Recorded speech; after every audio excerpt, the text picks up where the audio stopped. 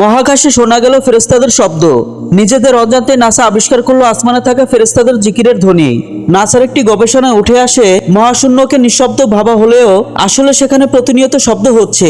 গবেষকরা এই শব্দ শুনে বলছেন যেন বিলিয়ন বিলিয়ন মানুষ একসঙ্গে গান গাইছেন। অথচ শবে মেরাজের রাতে রাসূল সাল্লাল্লাহু আলাইহি সাল্লাম বলেছেন মহাকাশে প্রতিনিয়ত ফেরেশতারা জিকির করছেন। তবে কি এবার রেকর্ড করা হলো ফেরেশতাদের জিকিরের ধ্বনি? শুনে নেওয়া যাক মহাকাশে ফেরেশতাদের জিকিরের ধ্বনি।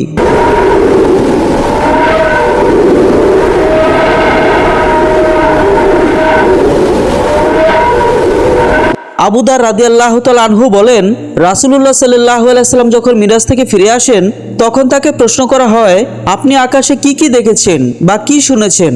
উত্তরে তিনি বলেন, আমি যা দেখেছি তোমরা তা দেখো না, আর আমি যা শুনেছি তোমরা তা শোনো না। আকাশে প্রচণ্ড কাঁপনের শব্দ হচ্ছে, আর তা হওয়ার কারণ আছে। আকাশের 4 আঙ্গুল পরিমাণও জায়গা খালি নেই। সবখানেই ফেরেশতারা সিজদায় আছেন আর আল্লাহর জিকির করছেন। রাসূলুল্লাহ সাল্লাল্লাহু আলাইহি সাল্লাম হাদিসটিতে প্রচণ্ড ঝাঁকুনির মতো শব্দ হচ্ছে বলেন।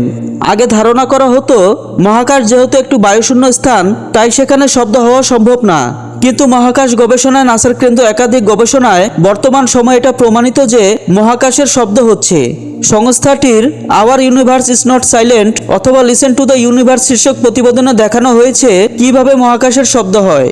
এমনকি নাসার অত্যাধুনিক টেলিস্কোপ ও যন্ত্রপাতির সাহায্যে এসব শব্দ রেকর্ড করা হয়েছে।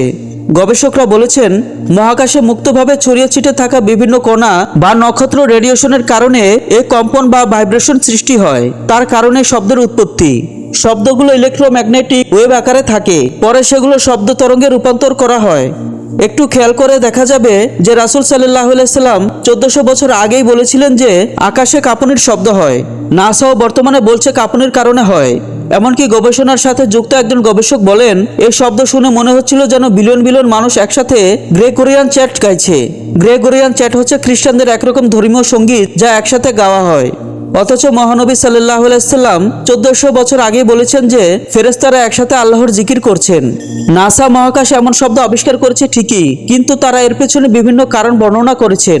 কোনো গবেষণায় বলা হচ্ছে নক্ষত্রের চুম্বক ক্ষেত্র, কোথাও আবার বলা হচ্ছে প্রাচীন মহাবিশ্বের বিস্ফোরকের শব্দ। তবে শব্দগুলো মহানবী সাল্লাল্লাহু আলাইহি সাল্লামের হাদিসের বর্ণনার সাথে পুরোপুরি মিলে যায়। আসলে এই শব্দগুলো ফেরেশতাদের জিকিরের শব্দ কিনা তা আল্লাহ তাআলাই ভালো জানেন।